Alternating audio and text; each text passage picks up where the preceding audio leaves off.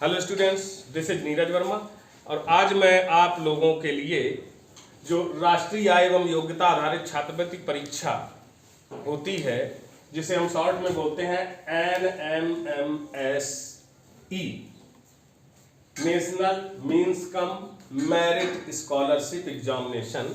तो ये जो है इसका आज मैं आप लोगों को परिचय देने जा रहा हूं कि है क्या ये चीज। तो ये जो परीक्षा होती है वो जो हमारे सरकारी विद्यालय हैं,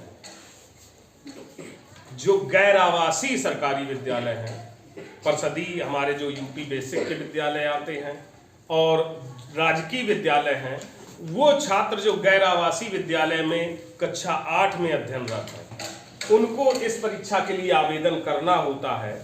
और उसके लिए जो मुख्य अर्हता होती है उसमें आता है कि बच्चे ने कक्षा 7 की परीक्षा, जो पिछली क्लास है कक्षा 7 की परीक्षा में कम से कम 55% अंक प्राप्त किए। और उसके अलावा दूसरी एक ये और इसमें जो अर्हता है वो ये है कि उसके परिवार की कुल वार्षिक आय 3.5 लाख से अधिक न हो। तो ऐसे बच्चे जिनके परिवार की कुल वार्षिक आय 3.5 लाख से अधिक नहीं है और जो कक्षा 8 में परिषदीय विद्यालय या राजकीय विद्यालय, गैर आवासीय राजकीय विद्यालयों में पढ़ रहे हैं, वो इस परीक्षा के लिए आवेदन कर सकते हैं। और इसके साथ साथ इस परीक्षा में आवेदन करने के बाद परीक्षा जब होती है तो उसमें आप अगर सेलेक्ट हो जाते हैं, जो आप गुणांक, जो उसका कट ऑफ गुणांक आता है उसको अगर आप पार कर लेते हैं तो आप सेलेक्ट हो जाएंगे। और अगर आप चयनित होते हैं तो आपको कक्षा 9, 10, 11 और 12 4 क्लासों के लिए 1000 रुपये महीने के हिसाब से छात्रवृत्ति प्राप्त होती है। और इसकी भी शर्तें होती हैं कि आप हर कक्षा में कम से कम 60% अंकों के साथ पास होते रहें, आपकी छात्रवृत्ति जारी रहेगी। अगर किसी भी कक्षा में आप 60% अंकों से कम अंक लाते हैं तो वहीं से आपकी ये छात्रवृत्ति ब्रेक हो जाएगी। तो ये आपकी शर्तें रहती हैं।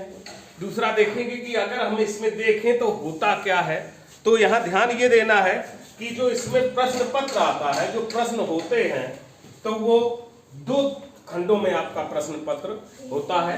कुल प्रश्न जो होते हैं, तो कुल प्रश्न इसमें आपके होते हैं 180 प्रश्न होते हैं। 180 वस्तुनिष्ठ प्रश्न होते हैं, जिनको बहुविकल्पी कहें, बहुविकल्पी प्रश्न होते हैं। 180 बहुविकल्पी प्रश्न होंगे और उसमें भी ये जो होगा वो 2 खंडों में होगा, खंड का और खंड खा।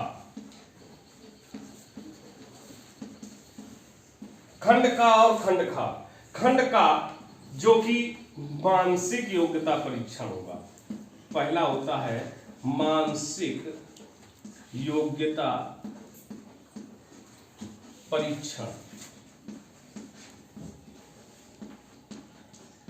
जिसको हम मैट भी बोलते हैं, मेंटल एबिलिटी टेस्ट। ये होता है, इसमें इसके 90 प्रश्न होते हैं। और दूसरा होता है शैक्षिक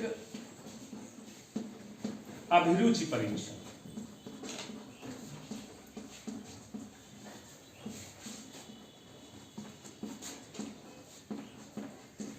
जिसको बोला जाता है सैट। तो इसके भी 90 प्रश्न। तो ये 2 खंडों में विभाजित होता है। इसमें 90 प्रश्न होते हैं और इसमें भी 90 प्रश्नों के होते हैं और ये 3 घंटे का पेपर होता है। तो पहले जो मैथ होता है, मैथ में आपके जो मानसिक अभिरुचि, जो रीजनिंग के पे आते हैं, तो रीजनिंग में एक होता है भाषिक और अभाषिक। भाषिक और अभाषिक 2 प्रकार से ये आते हैं, जिसको बोलते हैं, इसको बोलते हैं वर्बल और ये नॉन वर्बल। वर्बल और नॉन वर्बल दो प्रकार की यहाँ तर्क शक्ति का से प्रश्न लिए जाते हैं। तो 90 प्रश्न इससे होते हैं। और जो सेट होता है उसमें जो आपके प्रश्न आते हैं वो आते हैं गणित विषय से। गणित विषय से 20 प्रश्न होंगे, विज्ञान से होते हैं, विज्ञान विषय से 35 प्रश्न होते हैं, और सामाजिक विषय से भी 35 प्रश्न होते हैं।